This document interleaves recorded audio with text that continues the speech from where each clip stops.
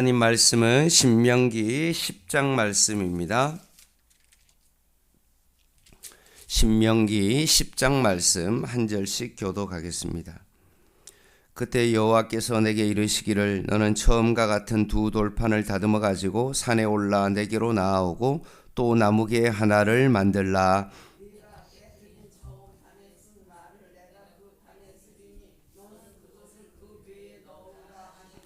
내가 조각목으로 개를 만들고 처음 것과 같은 돌판 둘을 다듬어 손에 들고 산에 오르매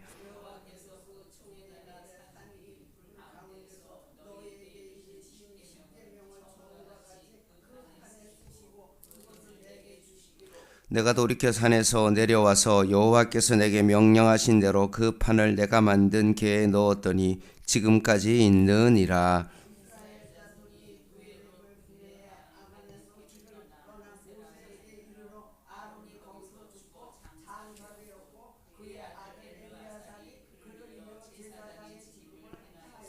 또 거기를 떠나 국고다에 이르고 국고다를 떠나 욥바다에 이른즉 그 땅에는 시내가 많았으며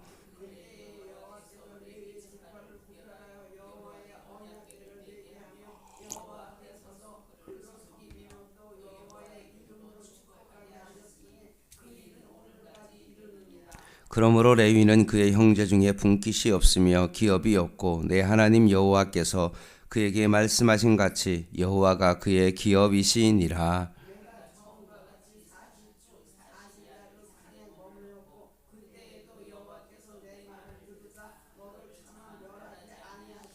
여호와께서 내게 이르시되 일어나서 백성보다 먼저 길을 떠나라. 내가 그들에게 주리라고 그들의 조상들에게 맹세한 땅에 그들이 들어가서 그것을 차지하리라 하셨느니라.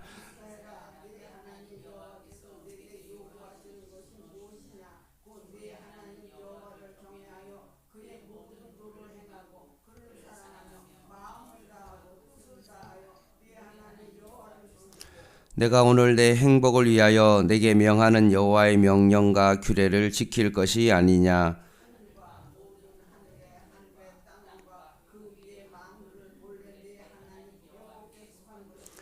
여호와께서 오직 내 조상들을 기뻐하시고 그들을 사랑하사 그들의 후손인 너희를 만민 중에서 택하셨음이 오늘과 같으니라.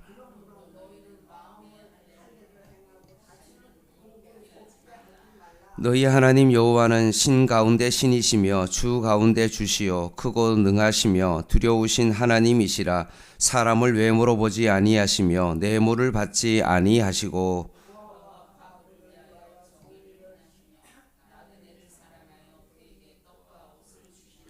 너희는 나그네를 사랑하라. 전에 너희도 애굽 땅에서 나그네 되었음이니라.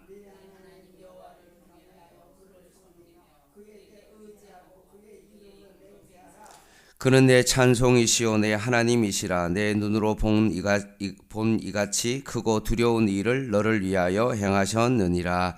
애굽에 내려간 내 조상들이 겨우 70이었으나 이제는 내 하나님 여호와께서 너를 하늘의 별같이 많게 하셨느니라. 아멘. 사람들은 행복을 추구하며 살아갑니다. 궁극적인 목표는 행복입니다. 그런데 이토록 중요한 행복인데 나름대로 생각하는 행복의 정의는 다릅니다. 대부분 그들이 추구하고 있는 행복은 상대적인 행복입니다. 벨기에 노벨 수상자 모리스가 동화를 지었는데 그 동화의 내용이 이겁니다. 남매인 치르치르와 미치르가 파랑새를 찾아 길을 나섭니다. 여정 중에 파랑새를 찾지 못하고 집에 돌아왔습니다. 그런데 그렇게 찾던 그 파랑새가 사실 자신의 집에서 발견된 것입니다. 그래서 그 이야기가 하는 내용은 뭐냐 하면 행복을 찾아 멀리 파랑새를 찾아갔지만 실제로 그 파랑새가 집에 있었다는 것은 행복은 멀리 있지 아니하고 생각보다 우리 곁에 있다는 그런 교훈을 줍니다. 모세는 신명기를 통해서 40년의 광야 생활을 정리하면서 출애굽 2세대들에게 그들에게 하나님의 말씀을 전합니다. 그 내용이 뭐냐 하면 이스라엘 백성이 행복을 찾아 나섰습니다. 400년 동안 애굽이라는 노예 생활에서 이제는 자유함을 얻을 수 있겠다. 이제는 뭔가 부유함 가운데 살아갈 수 있겠다라는 그런 생각을 가지고 출애굽했습니다. 광야를 가로질러 가나안 땅에서 자유와 풍요를 만끽해야 되는데 하나님께서는 의도적으로 그들을 멈춰 세웁니다. 그리고 그들에게 십계명과 제사법을 가르칩니다. 이스라엘 백성의 마음이 어려워집니다. 그들은 자유를 향해서 물질의 부유함을 향하여 애굽을 떠났는데 갑자기 하나님께서 십계명을 가르치시니 아마 이스라엘 백성은 많이 당황스러웠고 이제까지 광야에서 배고픔과 목마름 이런 것들은 사실은 정말 행복을 위해서 그들이 생각하는 행복을 위해서 좀 참을 수 있었는데 십계명과 제사법을 가르치는 그 하나님을 잘 이해할 수 없는 그런 상황 가운데 이르렀습니다. 오히려 하나님께서 그들에게 도움을 주시는 하나님으로 생각했는데 갑자기 그들은 오히려 하나님이 그들의 인생 가운데 걸림돌이라고 그들은 생각했던 것입니다.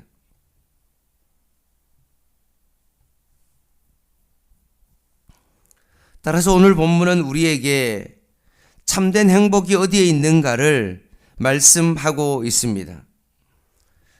오늘 신명기 10장 말씀에 보면 하나님께서 황금 송아지를 만들어서 모세가 십계명을 들고 왔는데 그것이 너무나 화가 난 나머지 그 첫 번째 십계명 두 판을 완전히 깨트려 버립니다. 그런 상황 가운데 하나님께서 다시 십계명을 만들기 위해서 두 돌판을 가지고 그리고 개를 가지고 만들고 시내산에 다시 올라오라고 하나님께서 말씀하십니다. 그 내용이 바로 1절에서 5절까지의 말씀입니다.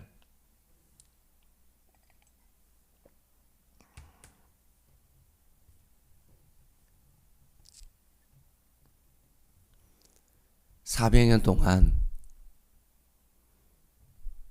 종살이했던 그들의 모든 생활을 청산하게 했던 것도 하나님의 말씀으로 그 일이 이루어졌고 그들이 그토록 찾던 진정한 행복은 그냥 가나안 땅이요 물질의 부유함이 아니라 사실은 하나님의 말씀대로 살아가는 것임을 다시 한번 하나님께서 말씀하십니다.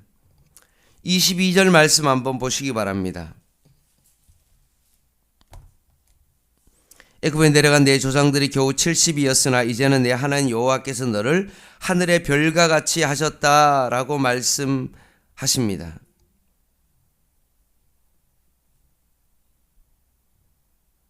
하나님께서 이스라엘 백성을 그렇게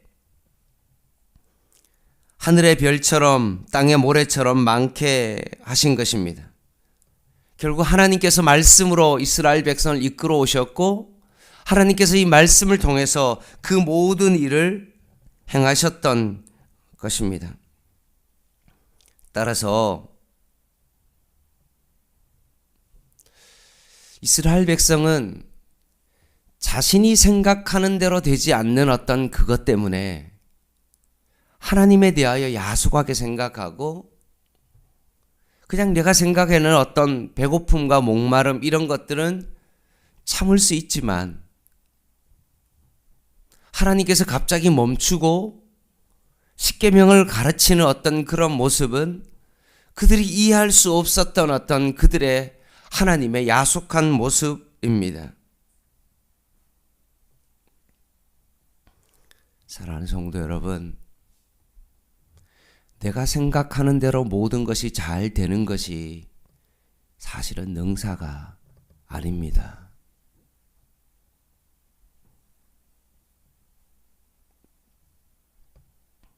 문제 해결의 첫 단추는 바로 하나님의 말씀이 들리는 거고, 그리고 그 말씀대로 우리가 살아가는 것입니다. 말씀의 회복이 우리의 인생의 진정한 행복입니다. 13절 말씀 같이 한번 읽어보겠습니다. 같이 한번 읽어볼게요. 시작. 내가 오늘 내 행복을 위하여 내게 명하는 여호와의 명령과 규례를 지킬 것이 아니냐. 아멘. 이스라엘 백성의 진정한 행복은 무엇입니까? 내 생각대로 무조건 되어지는 것이 아니라 하나님의 말씀대로 우리가 살아가는 것이 우리의 인생에 있어서 진정한 행복입니다.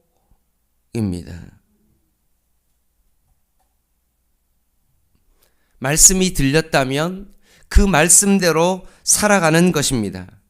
그 말씀대로 살아갈 때 진정한 참된 평화와 샬롬과 행복이 찾아오기 때문에 그렇습니다.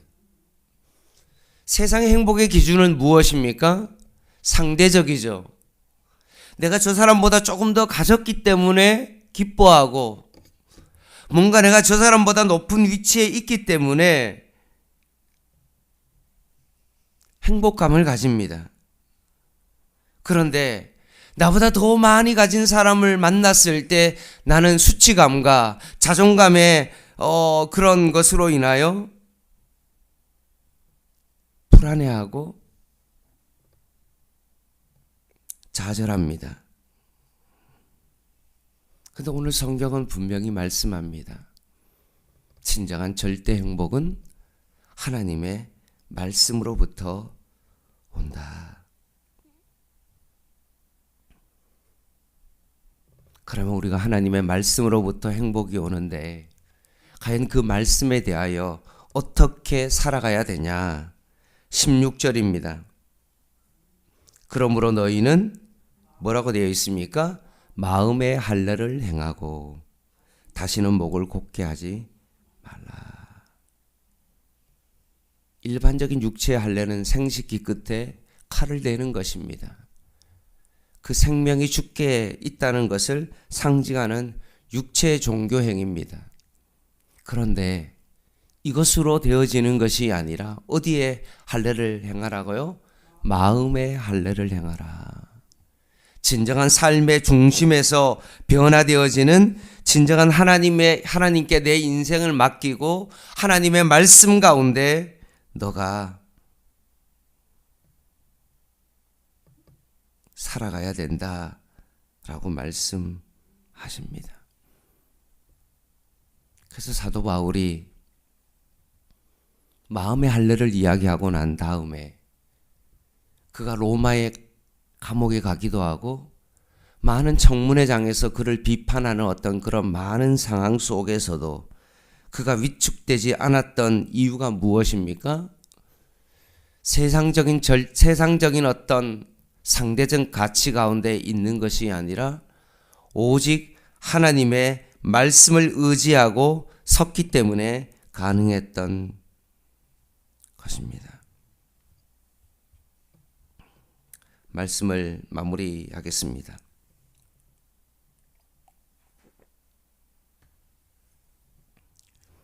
신명기 33장 말씀을 좀 읽어드릴게요. 이스라엘이여 너는 행복한 사람이로다. 하나님께서 이스라엘 백성을 행복한 사람이라고 말합니다. 여호와의 구원을 너같이 얻은 백성이 누구냐? 수요가 작은데도 불구하고 능력을 보고 뽑지 아니하고 하나님께서 사랑하셔서 너의 조건을 바라보지 아니하고 너를 구원했다라고 말씀하며 이렇게 말씀합니다. 그는 너를 돕는 방패시요 내 영광의 칼이시로다. 내 대적이 내게 복종하니니 내가 그들의 높은 곳을 밟으리로다.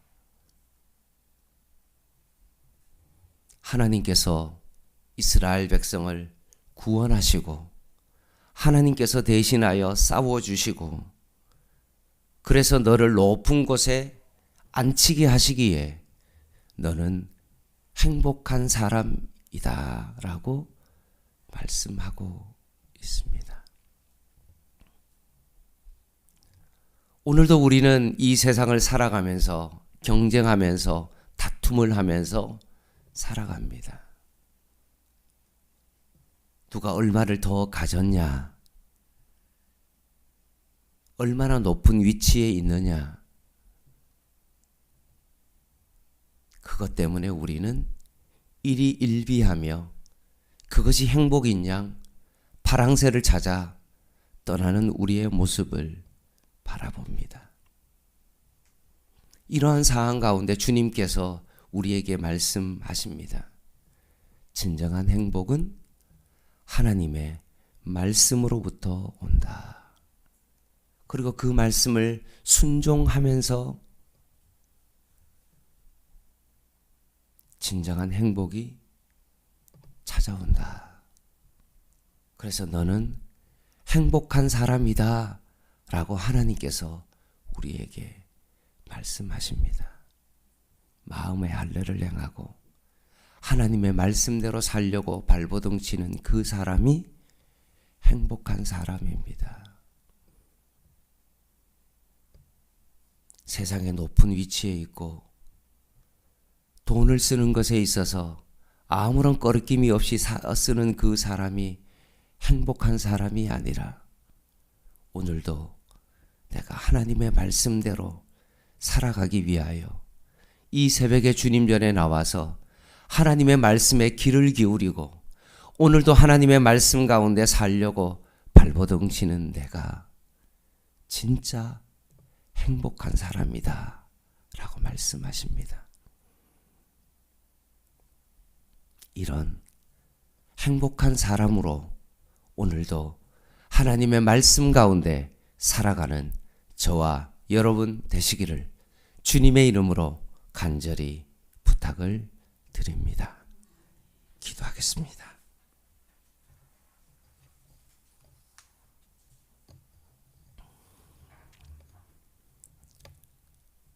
하나님 아버지,